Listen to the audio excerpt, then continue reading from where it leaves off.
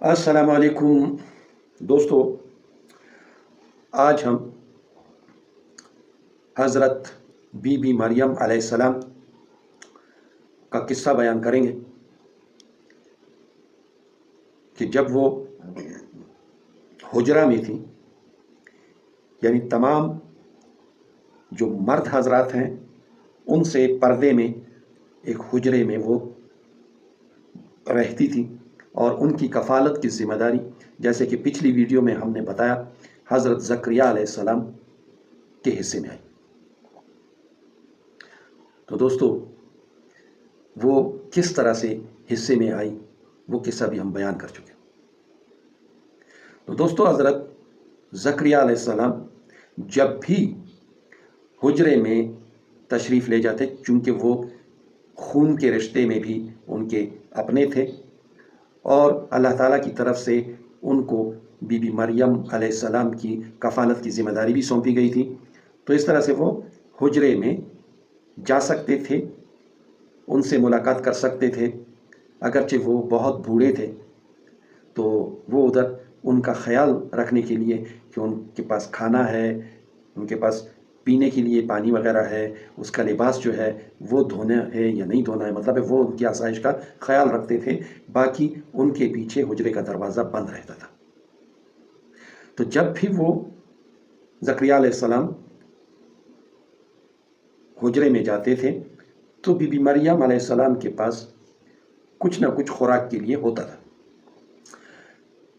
تو اب حضرت زکریا علیہ السلام تالے کی طرف بھی دیکھتے تھے، کھڑکیوں کی طرف بھی دیکھتے تھے کہ کوئی چیز کھلی ہوئی تو نہیں ہے، کہ کوئی باہر سے مدد کر رہا ہے اس کی، کیونکہ شک ہوتا ہے، شک لازم ہوتا ہے۔ ایک عورت ہے، ایک مرد، تو شک لازم ہوتا ہے کہ کہیں کوئی چکر تو نہیں چل رہا ہے۔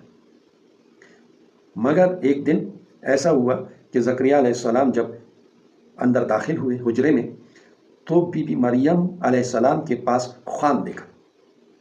خوان میں وہ پھل تھے جو اس موسم کے پھل نہیں تھے، تو وہ پھل ان کے پاس تھے، خوان آیا تھا۔ تو زکریا علیہ السلام نے ان سے پوچھا، مریم یہ کہاں سے آیا؟ تمہارے پیچھے تو دروازے بھی بند ہیں، کھڑکیاں بھی بند ہیں، کوئی ملنے نہیں آ سکتا، یہ کہاں سے آتا ہے تمہارے پاس؟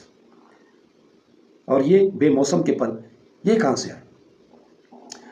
تو بی بی مریم علیہ السلام جواب میں کہتی ہیں کہ ھذا من عند اللہ، یہ جو ہے یہ اللہ تعالیٰ میرے پاس بھیجتے ہیں، یہ ان کی طرف سے ہے۔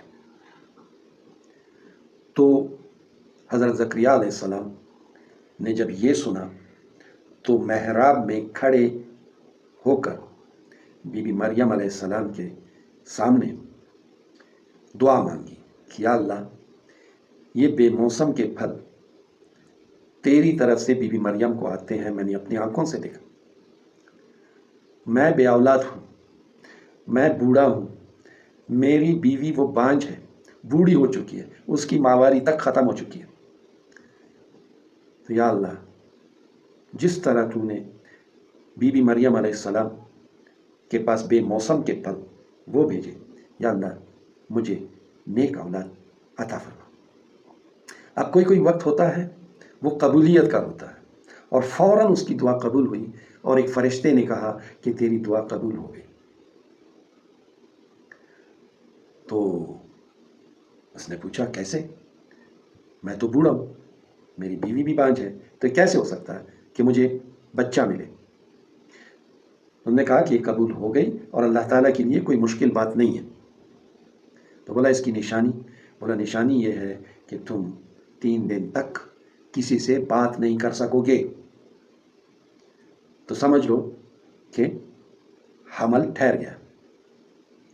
تو اب جناب صاحب، اسی طرح حضرت یحییٰ علیہ السلام کی بشارت دی گئی حضرت زکریا علیہ السلام کو۔